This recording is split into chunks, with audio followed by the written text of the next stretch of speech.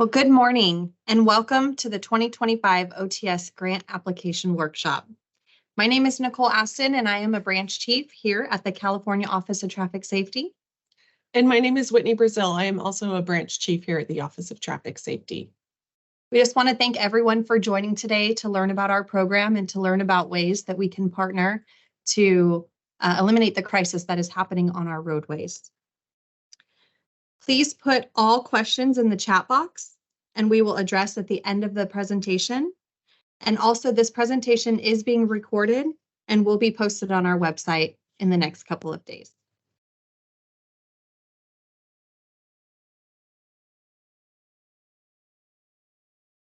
So here you can see the vision, mission, and part of the equity statement for the Office of Traffic Safety.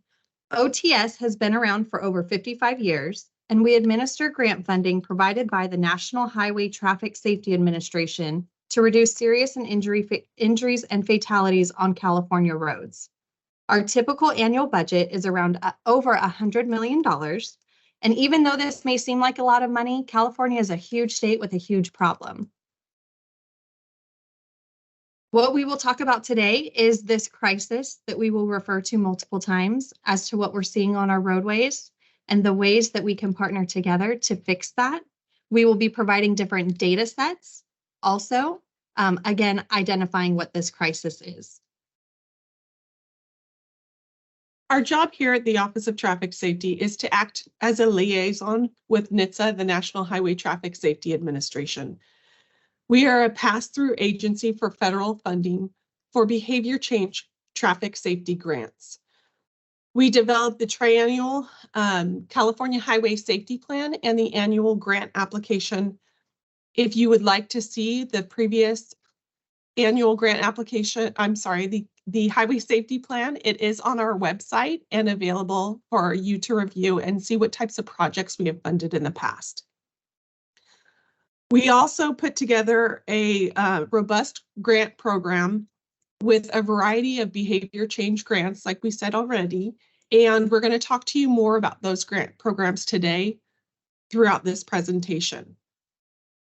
In addition, we have a media and marketing team, which we will touch on in the coming slides.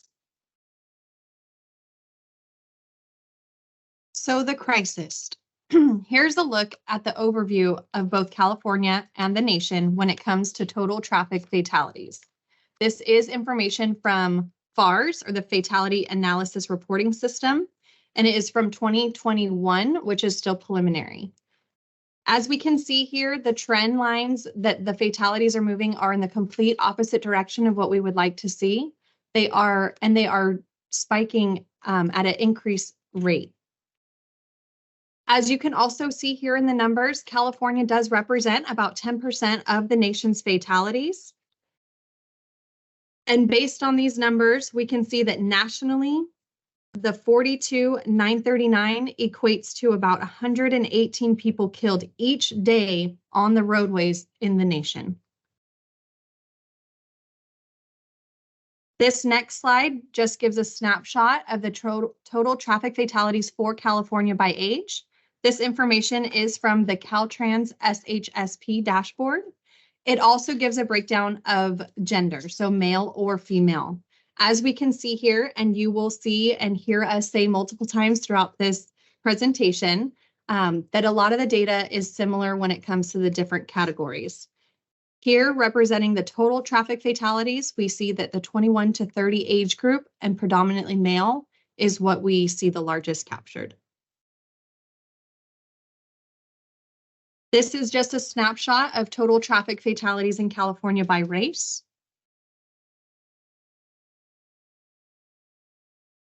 This slide captures the total traffic fatalities and identifies the top 10 counties where we're seeing the highest number of fatalities. On this slide, we've used a 5-year average to collect these numbers. So these numbers reflect that 5-year average, which is 2018 through 2022. And we've done that because during the pandemic, there was quite a significant swing in traffic fatalities, and we have chosen to use the average to kind of level out that swing. This next slide, we look at the data in a little bit of a different way, and that is to allow or identify some of the smaller counties that just that have as significant as a problem as the big counties.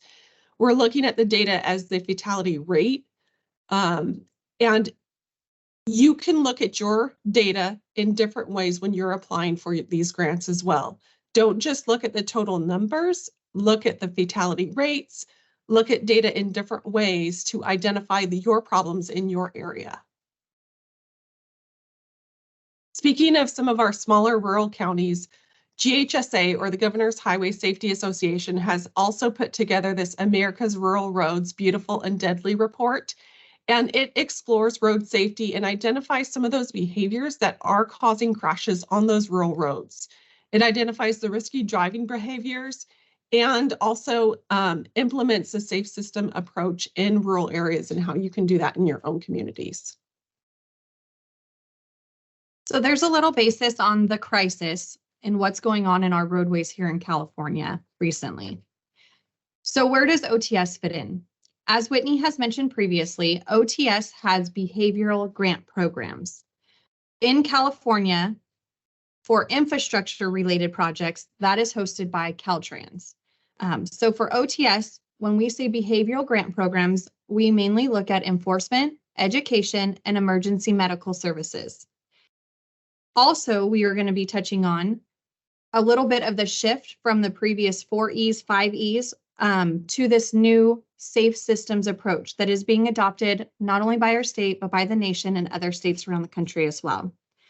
The sole idea behind the safe systems approach is that it is a shared responsibility, that all organizations have a piece in the puzzle and all roles are important, whether it's engineering, education, EMS, and enforcement. We all need to work together and we will complement one another. So here's a closer look at the safe system approach. And this is not a new concept. This safe system approach has existed for more than 30 years in other countries. And during the when these other countries had adopted the safe system approach, they have seen 50% reductions in traffic fatalities, while during the same time period, the US only saw 11% reduction. So it is an approach that does work when everybody works together to reduce these traffic fatalities. The key message is that there's 6 safe system principles shown on the outside or in the white area of the ring around this wheel. And the inside blue pies are the elements of this safe system approach. And we'll talk about that a bit more. So first, touching on the 6 safe systems principle, you see those listed here. And these are the fundamental beliefs that the approach is built on. They establish the goal of the safe systems approach by acknowledging human limitations and setting expectations for how to act. So that first principle you can see there is that death and serious injury is unacceptable. While no crashes are desirable, the safe systems approach prioritizes crashes that result in death and serious injuries, since no one should experience either when using the roadway system. The goal is to modify how users, vehicles, transportation, infrastructure, and emergency response operate to reduce the likelihood of crashes happening at all, and to reduce the severity when they do happen. The next principle you see there are that humans make mistakes. People are going to make mistakes that can lead to crashes, but we can design and operate the roadway system to accommodate these human mistakes to avoid that death and serious injury. The third one there is humans are vulnerable. People have a limited ability to tolerate the crash impacts before death and serious injuries occur. Human tolerance to crash impacts is central to the safe systems approach, and it focuses not just on managing speed, but on managing that transfer of kinetic energy. The next is that responsibility is shared. System managers, vehicle manufacturers, law enforcement, post-crash personnel, and system users all have a responsibility to promote safe behavior and ensure that crashes don't lead to those fatal and serious injuries. The fifth principle is that safety is proactive. In addition to crash-based analysis, transportation agencies should use proactive tools to identify and mitigate latent risk in the roadway system, rather than waiting for crashes to occur and reacting afterwards.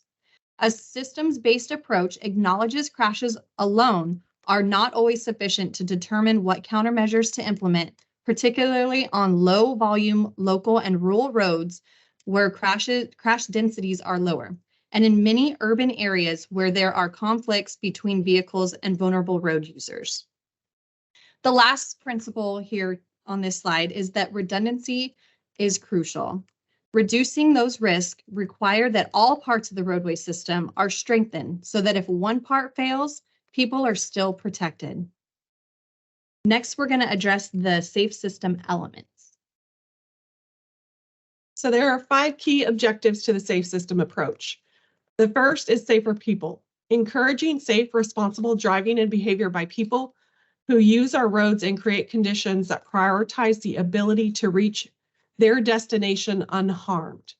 This objective enables people to be safer, including actions to encourage safer behaviors among the driving public, commercial drivers, and all road users. People generally use the roadway system in a safe manner on any given trip, but mistakes, lapses in judgment, and their more significant risky behaviors still occur. There are 3 frequent and persistent behavior safety factors in fatal crashes. People in motor vehicles not wearing seatbelts, driving while impaired from alcohol, or speeding. The second is the safer roads. Design roadway environments to mitigate human mistakes and account for injury tolerance to encourage safer behaviors and to facilitate safe travel by the most vulnerable users. Roadway design strongly influence how people use roadways. These environments around the roadway system include land use and the intersections of highways, roads, and streets, and other transportation modes such as rail and transit. These also shape the safety for the traveling public. Transportation agencies are strongly encouraged to consider widespread implementation of countermeasures to accelerate the achievement of local, state, tribal, and national safety goals.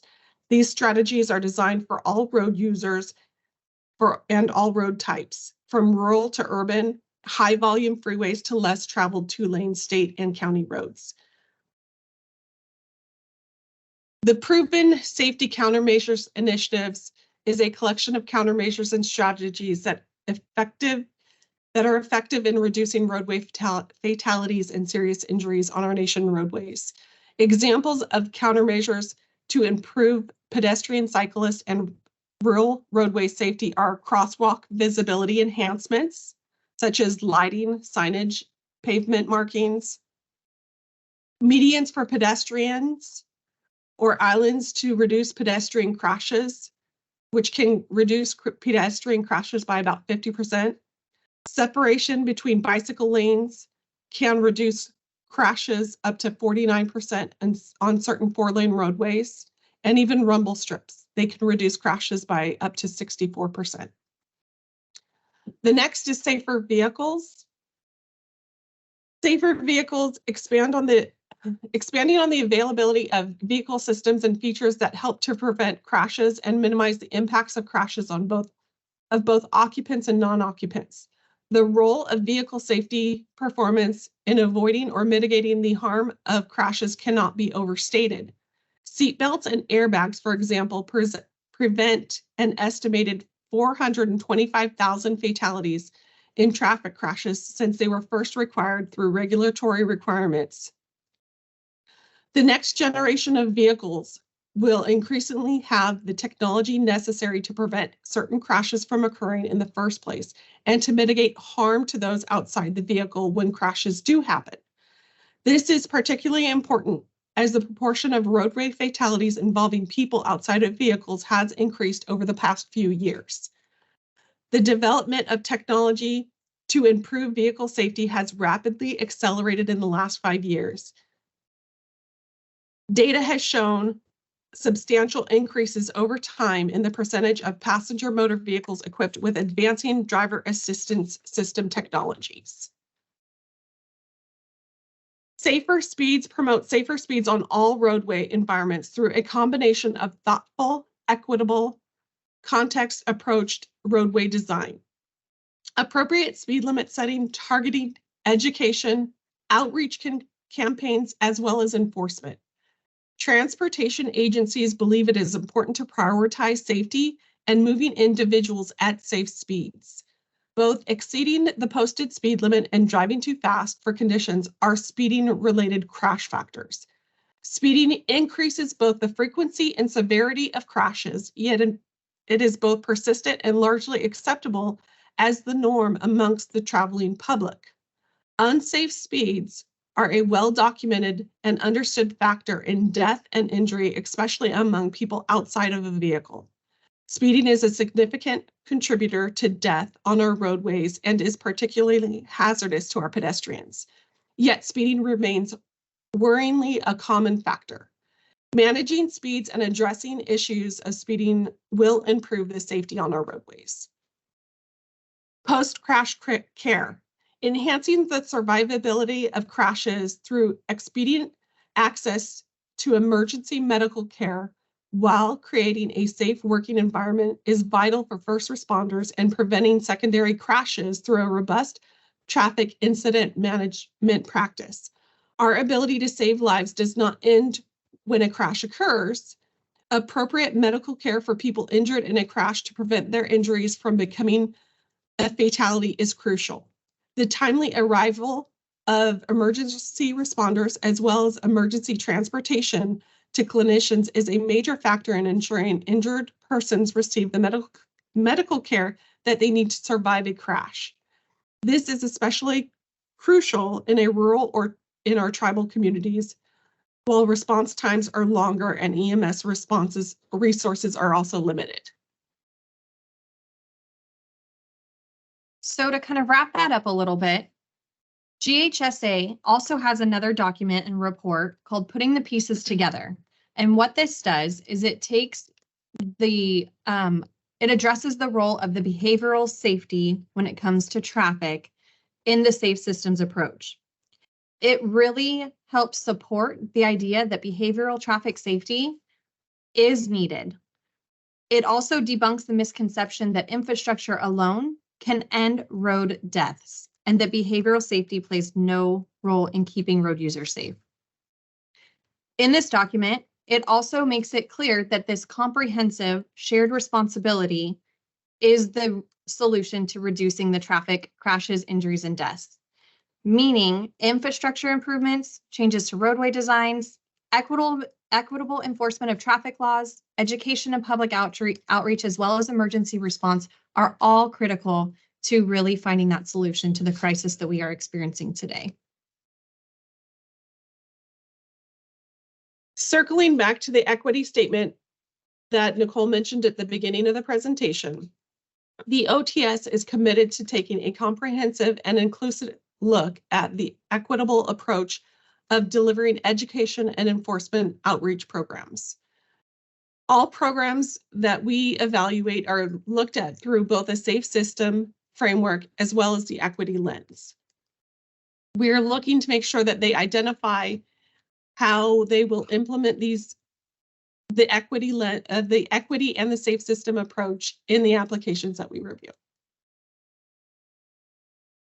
So kind of to wrap up this whole safe systems approach and show where traditionally some of the approach and the thoughts were and what that looks like now using the safe systems approach.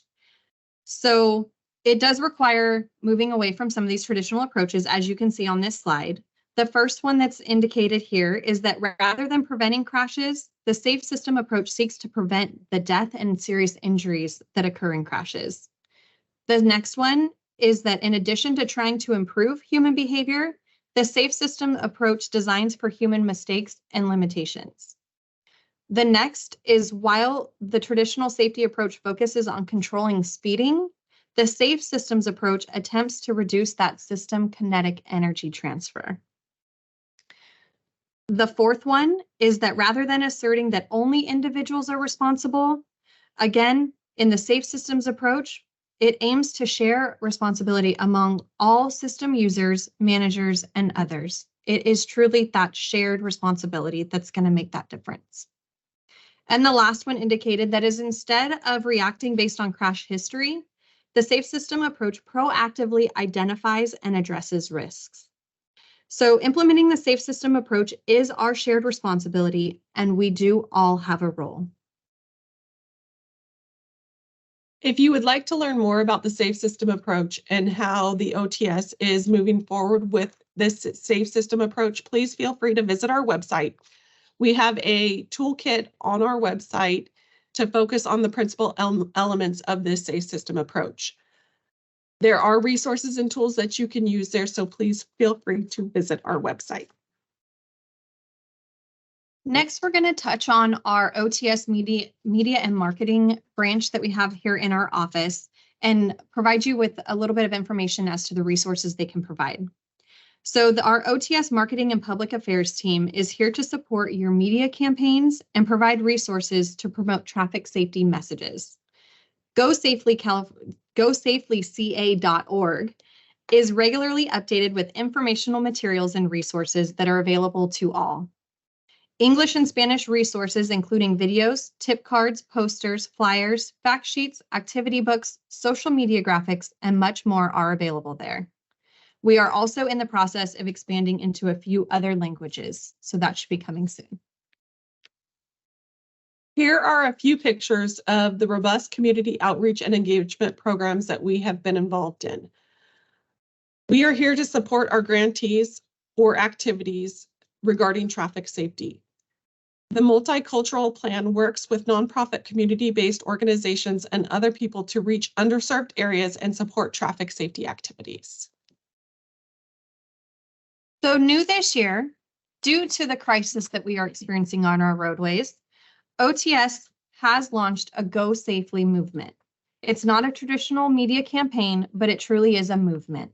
The goal is to create this awakening with the public, open society's eyes to the unacceptable number of deaths and serious injuries on our roads. And the aim of the movement is to establish a strong road safety culture that no longer accepts traffic deaths as the status quo. The cost of using the transportation system, and that the core focus, or that is the core focus of the Go Safely movement. Also, to gather information from the public to inform highway safety planning efforts. There is a live dashboard with survey results, and more than 2,500 people have filled out this survey. We are aiming to make the public more aware and be more engaged in traffic safety in their community. And we are calling these folks that sign up to take this more proactive role our traffic safety champions. We do have a digital toolkit that also has logos, social graphics and captions, virtual backgrounds, video scripts, website banners, and all the resources you need to encourage people to join in on this movement. Here are the goals of the Traffic Safety Champion program. Connect with residents and map out actions that can take and establish a strong road safety culture in their community. They're developing a toolkit of resources to define the roles to contribute to traffic safety. Maybe it's a social media influencer posting a traffic safety message and visuals on social media. Maybe it's a volunteer who is a worker bee. Maybe it's somebody who wants to join a nonprofit or community-based organization that focuses on traffic safety, or an advocate pushing for traffic safety through local elected officials to discuss these concerns on the roadway. These are all opportunities for the traffic safety champions, and there are tools for them to push forward with any way that they want to contribute to the traffic safety messaging and be that advocate or champion in their own communities. They're fighting for safer streets and involving the community at any level that they see fit and that they are comfortable with. The OTS media and marketing team has also developed some new campaigns recently. Here's a snapshot of what some of those campaigns are that have recently run. In July, our Better Slow Than Sorry anti-speeding campaign ran. Safety is Sharing, Safety is Caring, bicycle and pedestrian safety campaign ran in September. And the new one for December was Don't Be the I in DUI. We want to play this public service announcement, which is about taking personal responsibility for celebrating responsibly. This video does have sound, but you won't hear it today. It is music, so there are no words that you're missing. The words are all captured on the screen, so we will play that now.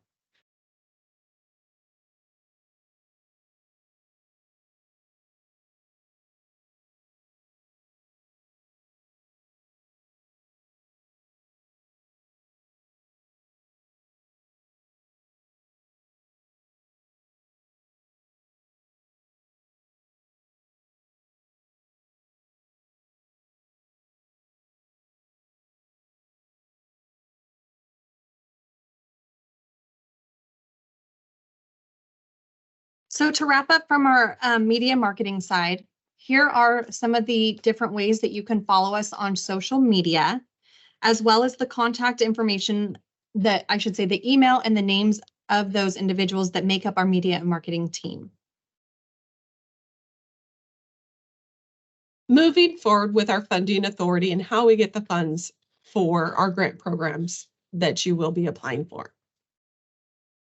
It started with the National Highway Safety Act. This makes each state responsible for highway safety grant programs and for managing these grant funds that you are applying for.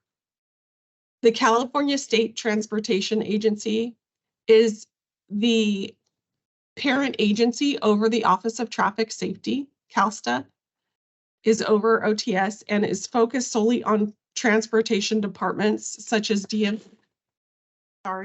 DMV, CHP, Caltrans, and many more. Our funding that we get starts at the gas pump. The Department of Transportation receives money from gas taxes, and it goes to the National Highway Traffic Safety Administration, or NHTSA, and then it is divvied up for the states to receive funding and distribute to their local agencies, local government agencies, which is what you are applying for. IJA, or the Infrastructure Investment and Jobs Act, is the newest bipartisan infrastructure deal that will rebuild America's roadways. In this, there are highway programs, transit programs, highway safety, motor carrier, and rural programs that allow this funding to be used in these various program areas that we will talk about more in depth. So there were a couple program areas that were created from IJA that are new. These are some smaller programs that are now available to the states. The first is a program on preventing roadside deaths. Some states already have programs to prevent these roadside crashes. However, California is still working on developing this program. One of the notable allowable uses in this program is to purchase the digital alert technology that can be installed in emergency response vehicles to warn approaching drivers. The next new program area is driver and officer safety education. And states are now required to have both a driver education program and a peace officer training program on what to do during a traffic stop. This will require collaboration with both licensing agencies and Commission on Peace Officer Standards and Training, as well as other law enforcement training authorities. Further, to assist on reducing the impact of traffic stops, IJA expanded on the allowable uses of grant funds under Section 1906 program by allowing states to expend grant funds to develop and implement programs, public outreach, and training. These are our racial profiling prohibition grants, and the allowable uses for this grant program are to collect and maintain data on traffic stops, to evaluate the results of these data, and to develop and implement programs or public outreach and trainings to reduce the disparate impacts of traffic stops. These are the community outreach and engagement programs where law enforcement agencies can also take in comments from the general public and make decisions on enforcement efforts around those community comments that they're receiving from the general public. So who can apply for OTS funding? All government entities are eligible to apply directly for OTS funding. This would include any county, state, and local governments, which includes law enforcement agencies, public health departments, fire departments, judicial agencies, joint powers of authority, and MPOs are also eligible to apply. If you are a nonprofit or a CBO, you may still receive OTS funding. However, you would have to have one of those government entities be your host agency. So we would fund that government entity directly, and they would get a contract with your organization to conduct the work, and the funding would be filtered down through that subcontract. Here's a look at the grant funding cycle. You guys are applying for grants. The applications would be due January 31st. And the grant year is a federal fiscal year. So the grant would not start till October 1st of 2024, and it would run through September 30th of 2025. So at the top of this wheel, you see December is our grant solicitation period. Moving to the right, you see January 31st, the applications are due. Our office does the application review February through April. And then in June is our anticipated announcements of tentative awards. We can't always hit that deadline of June, but that's our goal, is to make those tentative announcements in June. Then from June through August, we start grant development. And then October 1st is when these grants would be implemented. So the makeup of our office is divided by the two branches that Whitney and I oversee. We do both oversee different program areas in which we have different coordinators that manage all of these grant programs. You will see that on this screen here. If you are a current grantee, hopefully you recognize some of the names that are listed. We also have on our enforcement side 5 individuals who are our law enforcement liaisons, who are additional resources to our office and to our law enforcement agencies throughout the state of California. Here's a quick snapshot of the program areas that we will be discussing with you on upcoming slides.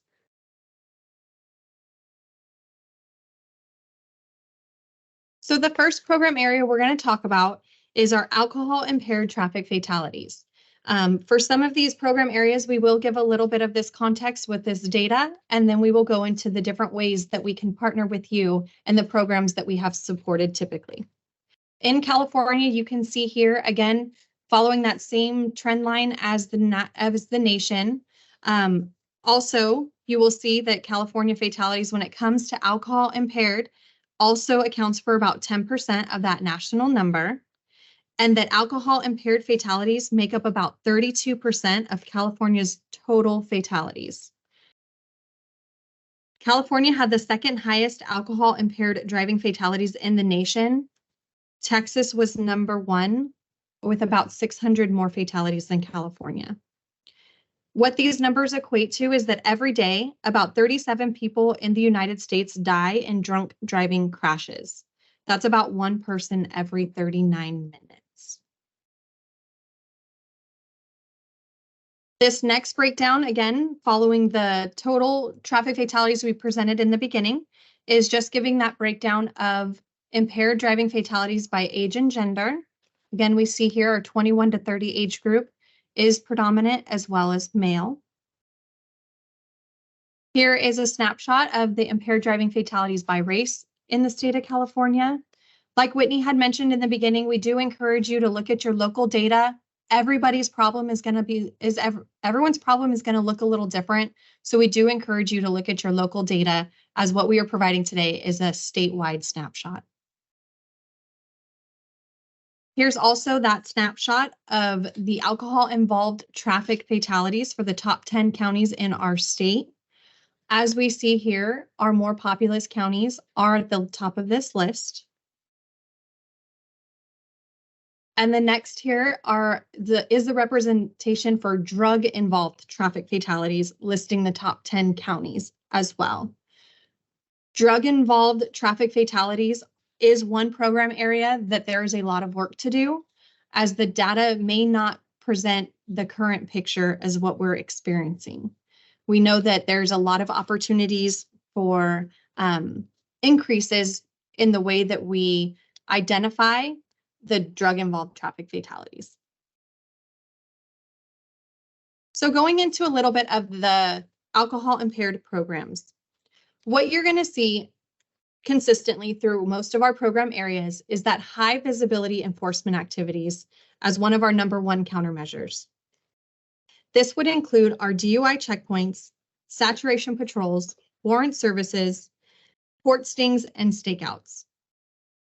However, we also have a lot of education and public awareness campaigns and programs throughout our state. We see these at a statewide level, and we also see these in the local level. Some examples at the statewide level would be the California Highway Patrol Every 15 Minutes program, as well as the Alcoholic Beverage Control has their shoulder tap, minor decoy, and trace programs. Like I mentioned, we do have a lot of local entities that have education and public awareness campaigns as well. These are typically conducted in either the community, in schools, or in colleges.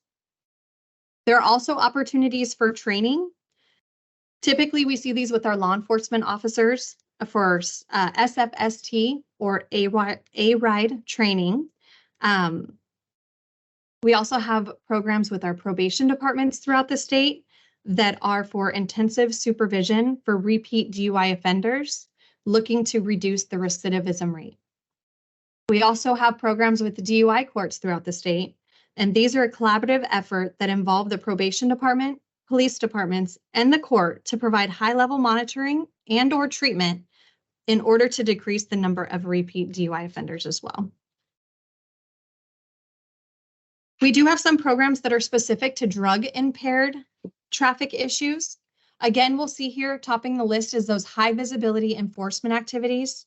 However, we do know that when a DUI checkpoint or saturation patrol is being conducted, when impairment is detected, generally at the time of the stop, there's no knowing whether that's alcohol or drug.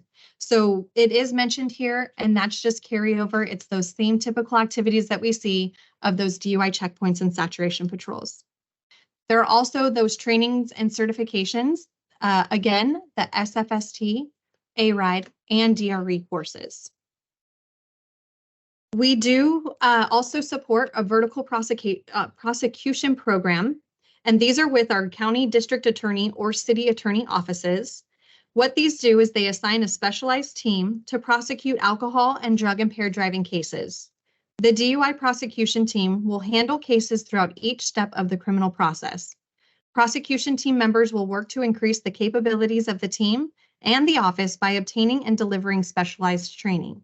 These team members will share information with their peers and local law enforcement personnel throughout the city or county, and as well as across the state. Again, we're seeing here some education and public awareness campaign opportunities. These we have seen really on the rise as the frequency that we're having agencies starting and conducting these education and public awareness campaigns when it comes to the drug-impaired driving.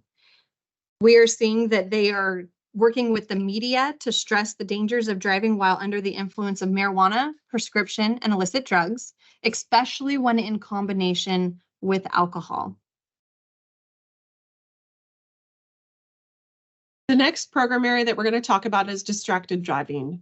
We aren't showing data for the distracted driving problem because oftentimes it is underreported when it comes to crashes, unless it is self-admitted.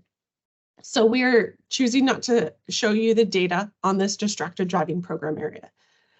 Distracted driving has emerged as a significant safety concern in the 21st century. It's not a new concept, but the number of complexities of distraction have grown substantially, which has created a greater concern for all road users.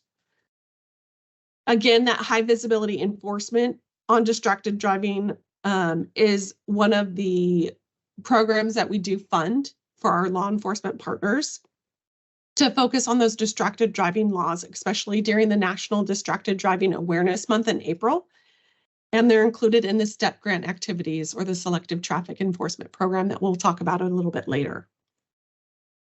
Education about the dangers of distracted driving behavior is provided during focused enforcement through multimedia public awareness campaigns, programs for teens, parents, and even businesses. The next program that we'd like to talk about is the Emergency Medical Services grants, which are for our emergency medical services providers like fire departments. The application for these programs should contain the appropriate equipment that is necessary for them to respond and extract the motor vehicle crash victim in a timely manner, ultimately increasing the survivability during that golden hour. What we typically see here are specialized equipment requests like hydraulic extrication tools, airbag lift systems, and stabilization gear. Our grants also would support the training that is needed and provided by the vendor on the use of these new extrication tools. The next program area is our motorcyclists, and we're first going to look at the motorcyclist fatalities. California also here accounts for about 10% of that national number.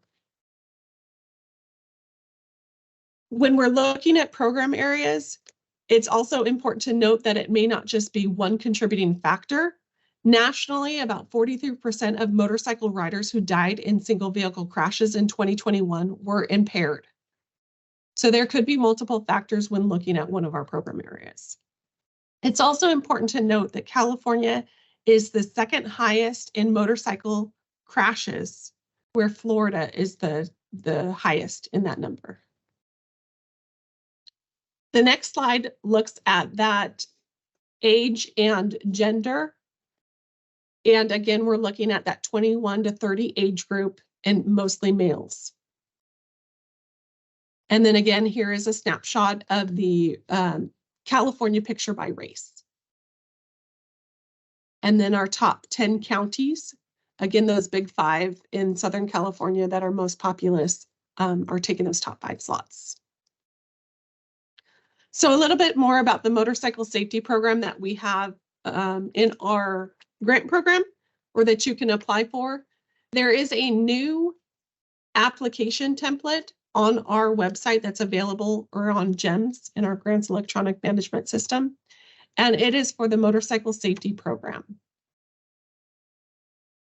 That program, I'm going to jump down to the bottom, is a hands-on training for the general public to learn riding maneuvers and enhance training for them to stay safe on the roadways.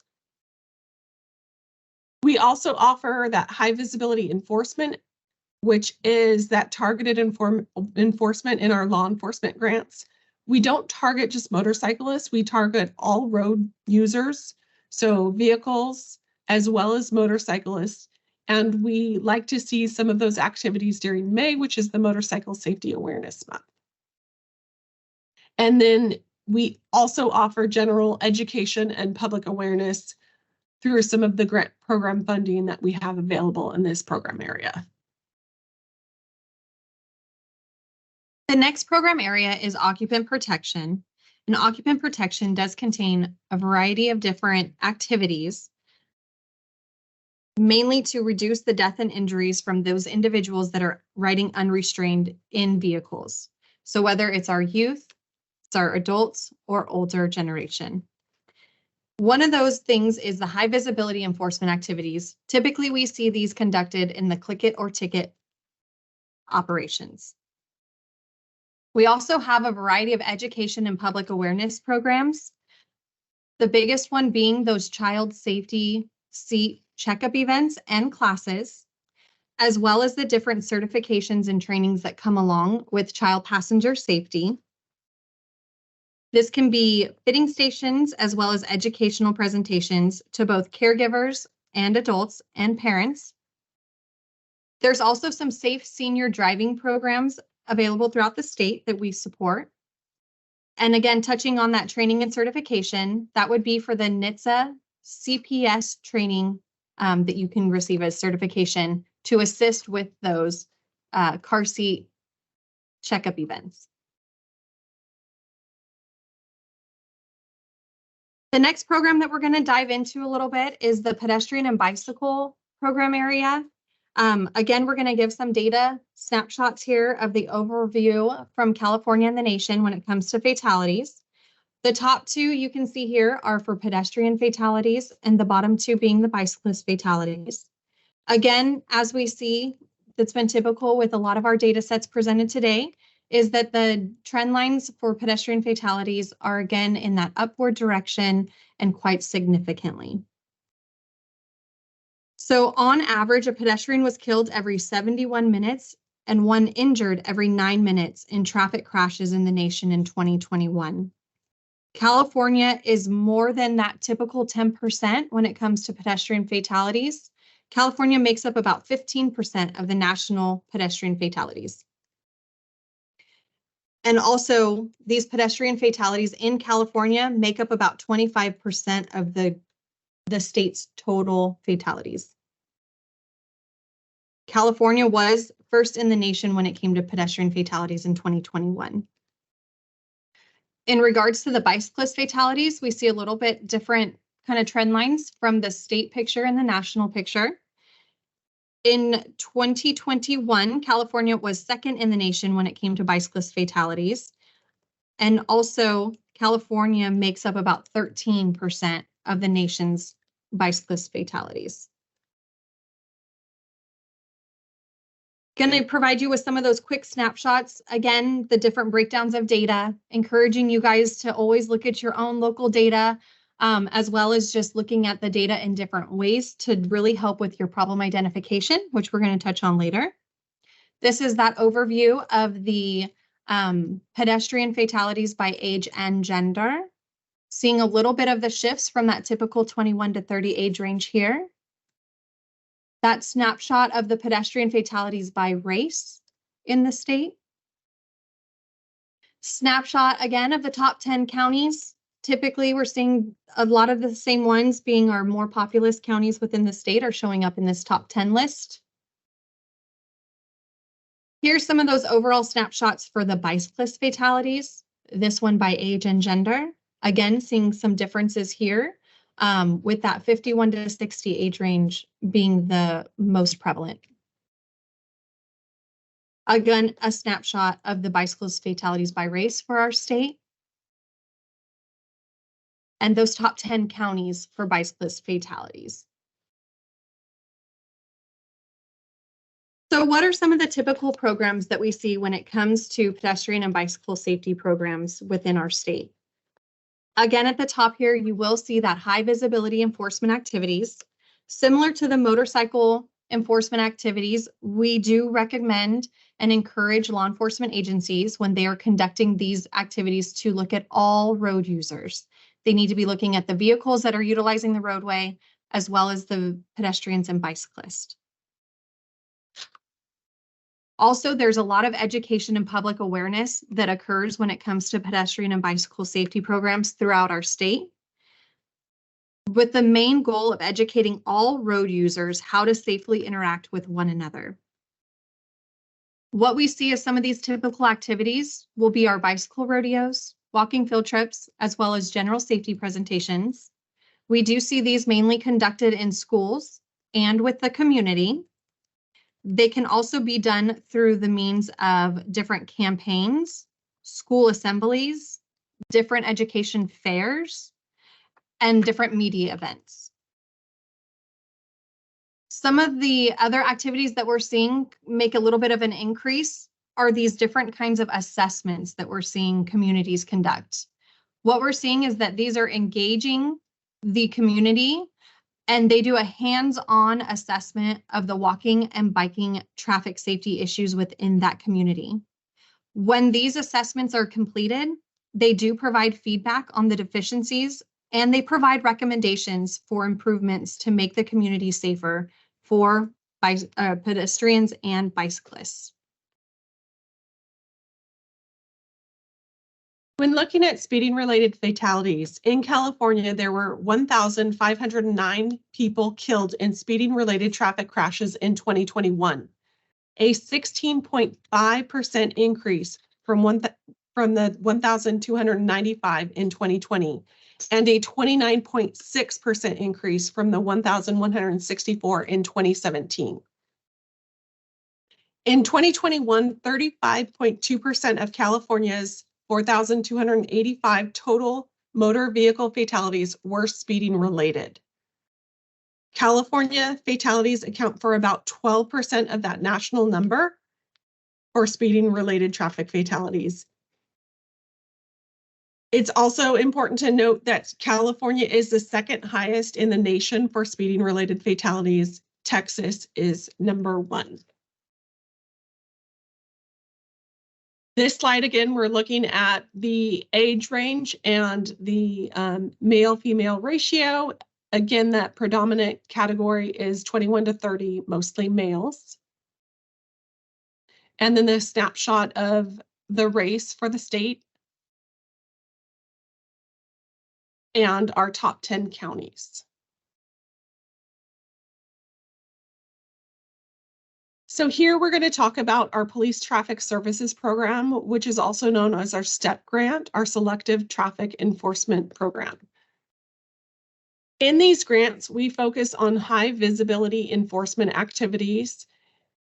Like we've been talking throughout all of these program areas, there are different operations in these grants to focus on those different program areas or areas of concern when it comes to traffic enforcement. There are also opportunities to fund operations, overtime operations for primary crash factors within your city. Of course, the primary crash factors that you may have now when you're applying for these grants may change. We don't identify those in the actual grant, so that allows you to adapt to the primary crash factor at the time you're actually implementing those grant activities. We also encourage countywide collaborative efforts. We started this a couple of years ago, allowing for our grants to apply for funding for countywide collaborative efforts, which allows for you as a department to go help your neighboring agency with some of their overtime operations and get paid out of your own grant. So you aren't actually billing the other agency like you would in our old avoid model. This allows or is a benefit to new agencies who are applying for grant funding so that you can go learn from your neighboring agencies how some of these operations are conducted, or if you have a new law enforcement or traffic division, it allows for those newer officers to also receive some of that training from their neighboring agencies. It also helps when your staffing levels are low and you need that additional support to, say, man a DUI checkpoint. DUI checkpoints are still that #1 countermeasure, so we do encourage DUI checkpoints in all of our law enforcement grants, and those are to be conducted at least or should be conducted during our winter and summer mobilizations at a minimum. In our law enforcement grants, we also encourage education and public awareness. Those are educational presentations that can be conducted to schools or community groups. Usually law enforcement agencies are already doing that, but we like to see it in our grants as well, because that way it shows that full picture where you are also enforcing the laws, you're teaching the public about the laws, and providing that full round safe system approach. We also allow for training in our STEP grants. These can be the SFST, ARIDE, DRE, some of those trainings that Nicole has already mentioned in the previous program areas. It also can be for crash reconstruction and other general traffic related trainings for your officers. The next priority program area is traffic records. This also includes our traffic records improvement projects or our TRIP grants for our law enforcement agencies. Currently, California holds up the entire nation when it comes to releasing that FARS data that we use to evaluate where the problems are. So California is holding up the entire nation. So there's a lot of conversation and eyes being looked at the electronic reporting of crash data in our state. A lot of eyes from NHTSA at the national level, conversations with CHP, CalSTA, our parent agency.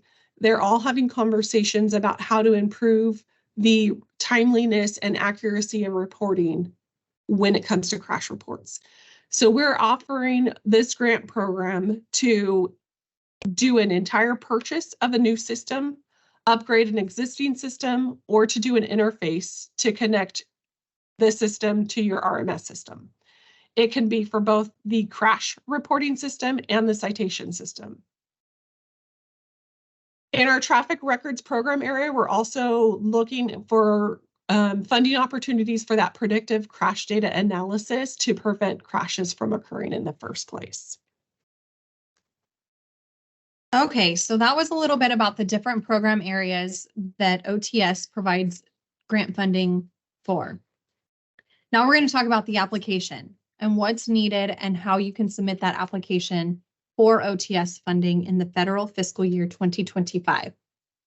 Your problem identification. This is huge, the most important part of your application.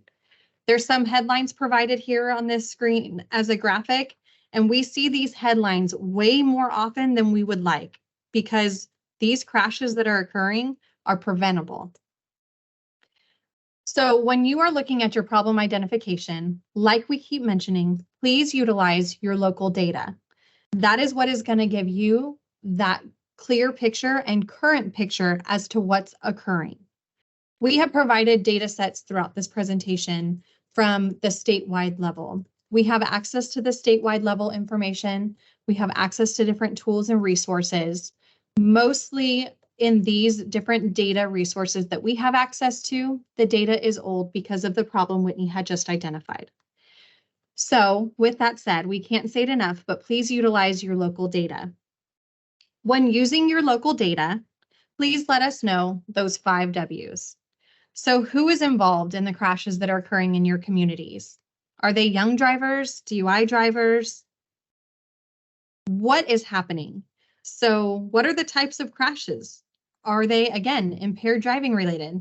Is it with the pedestrians? Is it with bicyclists? Is it unsafe turns? Is it rear-ending crashes? So really look at the details of your local data to paint this clear picture. Where are the crashes happening? Do you have like a top 10 locations identified within your community? Is it certain intersections or road segments that you're seeing these crashes occur at higher volumes? When are the crashes occurring? Is it during those morning commute hours, evening commute hours, at nighttime, on the weekdays, weekends? Make sure you're providing that full picture. And also, if you know why the crashes are happening. Sometimes we know in our communities there can be roadway configurations that may be a little bit more confusing, or there could be new infrastructure that's been added to your community that maybe there needs to be education to the community on how to best utilize that new infrastructure that has been implemented. So again, identify that problem for us. OTS is a small office. We are located in Sacramento. We do service the whole state though, but we are not familiar with each and every community within our state. So that's where we need your help to really give us that picture of what is happening and what the problems are in your local community. Like we said, that is going to look different for each and every community within our state. So we just need your help on you identifying and letting us know what that looks like. So our grant selection process is a competitive process. Keep in mind that grant funding recommendations are coming from our review teams. And like Nicole was saying, those review teams don't always know the problems in your cities or counties that you're facing. So really that robust problem identification is key. Also, the funding decisions are made based on available funding and projected resources that we will have in those funding areas. So under IJA that we talked about earlier, there are different allocations of funding that we have to utilize. And sometimes we don't have enough funding to go and award all of the projects that are applied for. Ultimately, the approval then is reviewed by NHTSA. So NHTSA does make that ultimate decision on what programs we will be funding in the state of California. Our grants are based on the seriousness of the problem identification and available funding. So please keep that in mind. We also look at, again, that problem identification. How will the program that you're applying for improve traffic safety? What impacts will it have in your community or your city or county? Does the data support the problem identified? Where does your city or county rank in comparison? Again, looking at that local data, identifying that in your problem statement and telling us about that local crash data, looking at it in different ways, not just by total fatalities, but maybe in a vehicle miles traveled, looking at it in different aspects. We are also looking at past grant performance. Did you complete, if you had a grant previously, did you complete all of your objectives? Did you use the funding that was allotted for that grant? How much was left on the table? Were you responsive and easy to communicate with? We also know that the past few years have been a little bit difficult for some of the grantees to complete their objectives. We do keep that in mind when we're reviewing the past grant performance as well. A couple additional things that we do look at when coming to our recommendations with the applications and funding levels is that all the costs submitted in your application are allowable. So it is your responsibility to ensure that you are following either state or federal guidelines and making sure that the requested items are allowable. For example, when it comes to equipment, OTS defines equipment as one unit that has a cost that's $5,000 or more. For those items that fall into this equipment range, they do have to be Buy America compliant. This is a federal regulation. So with that, it has to be made or manufactured in America in order for OTS to fund these pieces of equipment, which we do know provides some hindrances when it comes to the different needs to help with traffic safety problems. We also look at the proposed solution section of the application. Within this section, you will identify your strategies, your agency qualifications, and the value of the program that you are applying for.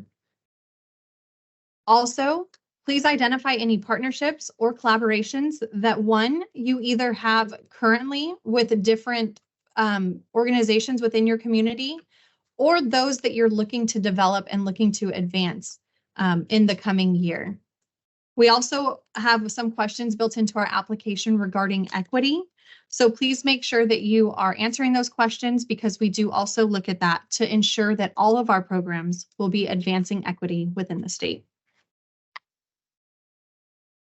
This slide shows our OTS rankings, which are available on our website. These are crash rankings based on the empirical Bayesian ranking method, which adds weight to different statistical categories, including observed crash counts, population, and vehicle miles traveled. If you've tried to visit our website recently, these rankings were down for a while and unavailable, but they are back up. The current rankings are for 2020. We do have the 2021 rankings, which we hope to load soon onto the website and have available to you to look at. We don't want to see just these crash rankings in your problem statements, because we have access to this information. And like we were just discussing, it's a little bit older and out of date. So we still encourage you to use your own local data but you can also reference these OTS rankings to see where you rank with other like-sized cities. So for example, on the screen is Sacramento. You can see across the top, Sacramento is a group A, which means it's an A-size city, which is our largest sized city. Of the A-size cities, when you look at the right side of the slide, you see the OTS ranking 4 out of 15. There are 15 A-size cities within the state. So if you are a B or a C-size cities, the OTS rankings will be against a different number because of the different number of counts of those cities of similar size. So for example, alcohol involved, Sacramento is 2 out of 15. That means they're the second worst in the state for A-size cities for crashes with alcohol involved crashes.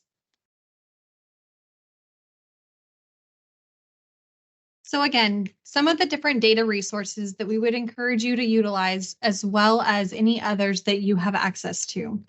Number one showing up on our list, you've heard us say it multiple times, is that local data. We can't encourage you enough to look at that local data if you have access to it. Whitney just went over our OTS crash rankings, another good resource to utilize when identifying what your problem is, but please don't let that be the only resource you use. NHTSA, or the National Highway Traffic Safety Administration, also has a couple tools available on their website. One is that Fatality and Injury Reporting System tool, also known as the FIRST tool, that you may access and utilize to find different data sets there. NHTSA also has their countermeasures that work document that identifies what some of those countermeasures are and activities to be conducted to specific to certain program areas. In California, the statewide record system that we have is called SWITRS, or the Statewide Integrated Traffic Record System. This is housed by CHP, and this is where all the local crash reports get reported to. So that's always a good system to utilize as well. Another resource is the UC Berkeley SafeTrack. They have their Transportation Injury Mapping System, otherwise known as TIMS. This is another free resource. You do have to create a login, but it is free. Within this system, they do use provisional SWITRS data, so they utilize more current data than some of our traditional systems. And this system does allow you to go in and define within your community where some of the problems occur. You can either select a section of roadway, you can select a certain intersection, and you can select the history of crashes that have occurred there to really get that clear definition of some of those high crash locations that you experience in your community. The last one for impaired driving is the California Driving Under the Influence Management Information System, or the DUI MIS report. This is hosted by DMV, and they also have created this into a dashboard now on their website. This is a great tool to look at arrest data as well as conviction data.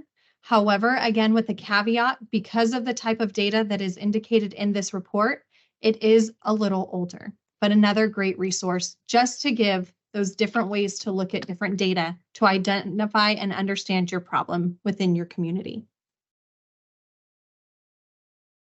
So as we mentioned a little bit earlier, all of our grant applications are available in the Grants Electronic Management System, or GEMS. We have talked about a little bit of our grant programs, and there are application templates in GEMS that you can select when you're applying for our grant programs. You must have a login to access GEMS. You can request that or request a new account through our website. Do make sure that you're available once you request that access to or account in GEMS, so that you they will send you a link. They will send you a link, and there is a time limit on how long that link is good. So you just want to make sure you're available or checking your messages. Also check any junk or spam folders, because sometimes those emails do end up in there as well. All right, like Whitney said, our applications are available online through our grant electronic management system. And like mentioned in a previous slide, the applications are due January 31st, 2024. Since this is an electronic system, the system is open until 11:59 p.m. on January 31st. However, I would encourage you, please don't wait till the last minute. We see this year in and year out. A lot of people wait till those last couple days. If you have a current grant, you also know that January 30th is a big deadline for your claims and QPRs. So there will be a lot of activity within the system. Like any system, it does get bogged down and will be slow at times because of the amount of users within the system trying to complete these different reports, claims, as well as these applications. The other thing to note, as much as the system will be open until 11:59 p.m., our office and us as resources will not be available until that time. Our office does close at 5 p.m., so please, again, keep that in mind as you are preparing to submit your application. We encourage you to get in there early, try things out. If you do run into issues or have questions, please feel free to reach out to our office. We are a resource. We are here and available to assist. Couple other things I want to note that are commonly asked questions is OTS grants are a 1-year grant. So in that timeline provided earlier that Whitney had indicated, our grants start on October 1st and they end September 30th. It's just that 1 year. So if you're looking at a program to implement, please ensure that you would be able to implement that program within that 1-year timeline. Another typical question we get is if there's any local match that is required for our grant programs. The answer is no, no local match is required. Another question we get often is, can an agency apply for multiple grants? The answer is yes. Your agency can apply for multiple grants if you have multiple problems that you can identify and justify. There is no minimum or maximum as well in those requests that you submit. So please just keep in mind that as long as your program and your problem ID can justify that program that you are submitting, there is no minimum or maximum required. Here's our contact information. Again, you can always reach out to a grant coordinator if you already have a grant coordinator and they can assist you with the application process. If you don't, or if you're new to our grants program, you can call our general number.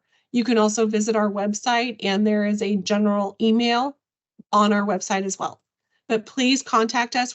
Like Nicole said, we are here to help you through this program. We're trying to make our roadways safer and work together in this effort to reduce fatalities and injuries. And this time we'll see if there's any questions. We're going to start with an EMS related question. There is a new piece of equipment that disables electric vehicles by engaging the charging system to ensure they cannot start moving during extrication. Are items like these eligible for funding? That is a great question. We will have to do some research as we have not heard of that yet and let you know. So we have a team that will take down that information so we can get back to you on that question. Also keep in mind with a piece of equipment like that, depending on the cost, there could be concerns with Buy America compliance as well. So any tool like that, if it has a value, including tax and shipping of $5,000 or more, it would need to be assembled and manufactured in America. Do grant funds cover the cost of a traffic collision scanning mapping system? So our grant funds do not typically cover the traffic scanning mapping system because of the comment I just made. They are generally not compliant with the Buy America Act. So we have not been funding those for several years now. I know way back when we were funding those for a while, but we can no longer fund those because of the Buy America compliance concerns. Next question came in. If we already have digital alert technology as part of that new grant program, can we apply for a grant to continue to fund this? Yes. You can apply for a grant to continue to fund this. I'm assuming this is meaning expanding on the vehicles that this digital alert technology is deployed in, but absolutely you can apply to expand on that, those efforts. Next, any programs for inclement weather effects on road conditions? Any funding programs on this? There could be. I would encourage you to reach out to us directly so we can have that individual conversation. It just depends on what you're looking for. If it's anything infrastructure related, unfortunately, we would not be able to fund something like that. But if it's other ideas, we would be more than happy to discuss and have that conversation.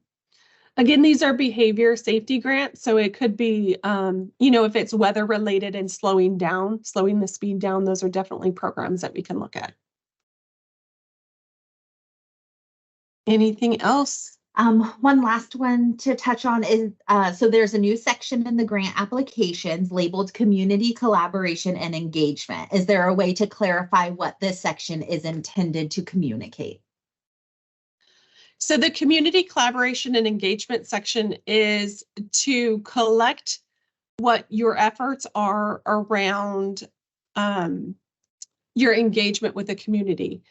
I talked about it a little bit earlier under that 1906 program area, where this is to allow the community to, this is geared towards our law enforcement partners, but also our other traffic safety partners as well, to engage in conversations with the community about traffic safety concerns, to make sure that you are hearing the community and building some of those programs that you are implementing, or efforts that you're implementing around the community's concerns, to make sure that there are no disparities or there's no holes in the overall traffic safety program. So it's really that engagement with the community, hearing the community, taking in that input and making decisions based around those conversations with the community.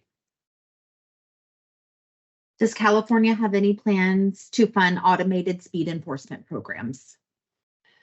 So one of the expanded uses on the automated speed enforcement programs is to allow automated speed enforcements just around schools. And I'm drawing a blank on the other one right now. I would have to look that up, but we can get back to you. We cannot pay for automated speed enforcement generally on a roadway, but around schools. And I think there's one more. I have to look at the regulations to refresh my memory. Can OTS fund EMS equipment to train first responders, such as mannequins, training monitors, or training medications? I would say possibly. I would encourage you again to reach out to us individually so we can have that conversation and understand a little bit more as to what the need and the problem that you can identify. But absolutely, please reach out to us so that we can have that conversation and talk through that a little bit.